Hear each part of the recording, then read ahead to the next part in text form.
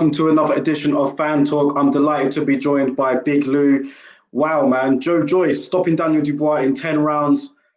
What an ending. What an ending, man. Confused at first, but wow. Similarities to Kell Brook against Errol Spence for me in the 10th round there, where Dubois, his eye was like messed up from early on. Joyce landed a solid jab to that eye, and he took a knee. What an ending.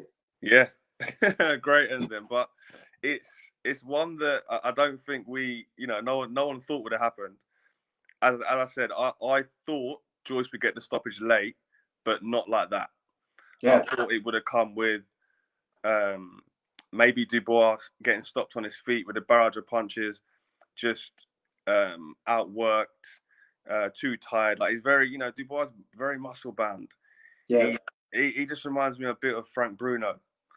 And it's just these previous fights. The guys who he's fighting were never at the caliber of Joyce. Never took him into deep waters. Never hurt Dubois. And he's had it all his own way. So to go into a fight like that against ex-Olympian, a guy who's knocked out former world champions, to be taken past 7, 8, 9 rounds with half your eyesight, it's very easy for you then to say to doubt yourself, and that's what I think he did. Yeah, I think after rounds 5 or 6, I think you could start seeing doubts in Dubois to say, Jesus, this guy's still here. I've hit him with a lot of good shots, and this guy's still here.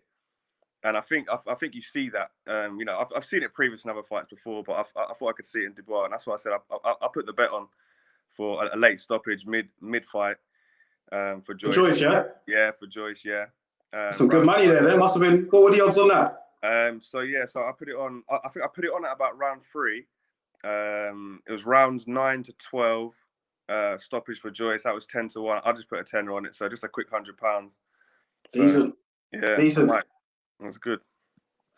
I mean, I have to admit, going closer to the fight, my pick was Dubois, and I'm standing by that. I did pick Dubois, but closer to the fight, I was just not confident at all, and everything was kind of weighing into Joyce for me, like the experience and the level of opposition was a big thing, and it showed. Joyce took the center of the ring from the beginning, landed a solid jab, and that kind of set the tone of the fight. And in the halfway stage, I was thinking, like, I don't know if Dubois is going to last with this eye, like the way how it was looking. And so it proved. I mean, he wasn't able to. And fair play to Joyce, man. He went in there and he got the stoppage, and he moves on to world level now, whereas Dubois, I suppose, is going to have to reevaluate. And I don't know, is this similar to Anthony Yarde when he fought Kovalev? Like, he went in there against a level of competition that he's never been in with before, and it kind of showed at the end? Yeah, it is similar. But it's just, I guess the only difference is that Yarde hadn't really fought anyone really of note. I mean, maybe a couple guys who you can, have a look at their records and say was half decent, but no one of note. And then to go in against the world champion, I think he could maybe gain, he could maybe get more respect from that. But with Dubois, because Joyce isn't a world champion, he's not like, this big feared puncher like how Kovalev was. He was more of like, I want to say, he's more of a European, just under world level, or just under world level. To lose to him is slightly different. However, you're right. He is young. He can rebuild, and I thought this before the fight. If I'm managing Dubois, I'm pushing Dubois. I wouldn't have took this fight for one. Yeah. I wouldn't have took the fight against an ex-Olympian who potentially could have won the gold, who's knocked out former world champions. Fought, Filip Hrgovic in the amateurs, beat Tony Yoka in the amateurs, had, fights with Usyk, been around the world. This is a seasoned athlete. I want to say seasoned pro. He's a good pro, seasoned amateur. Dubois, I don't.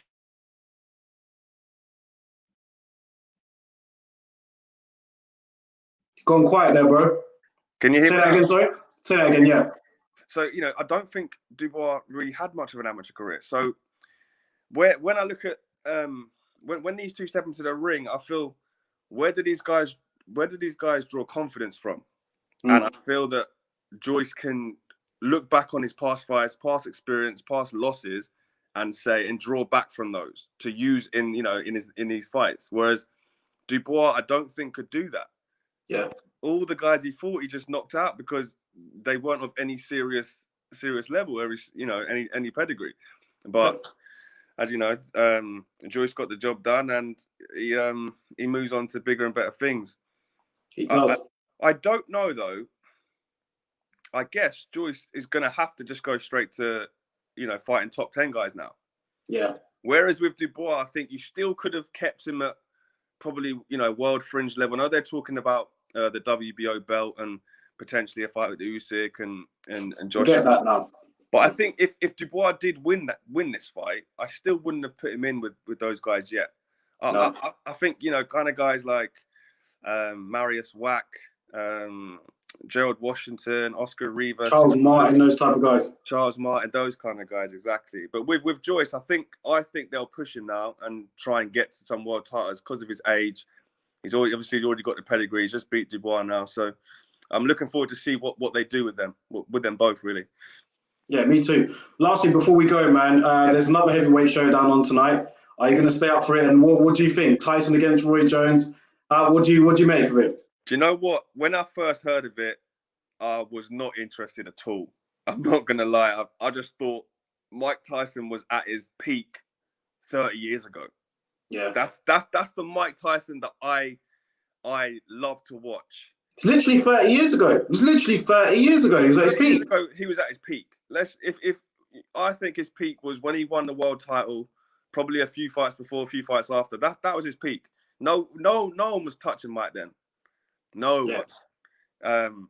So to see him fight now, I couldn't pay £20 to watch a 50-year-old Mike Tyson fight, a 50-whatever-year-old Roy Jones. For me, it's an exhibition fight. These guys are going to get paid, going to come for their money, and that's about it. I don't think much is going to happen in the fight. It's a money spinner for two ex-legends, which fair play to them. Yeah, let them have their ding dong. Well, Big Lou, man, thank you for joining us as always, man. And I look forward to seeing you on the next episode of Fan Talk, bro. Yeah, no worries, man. Take care.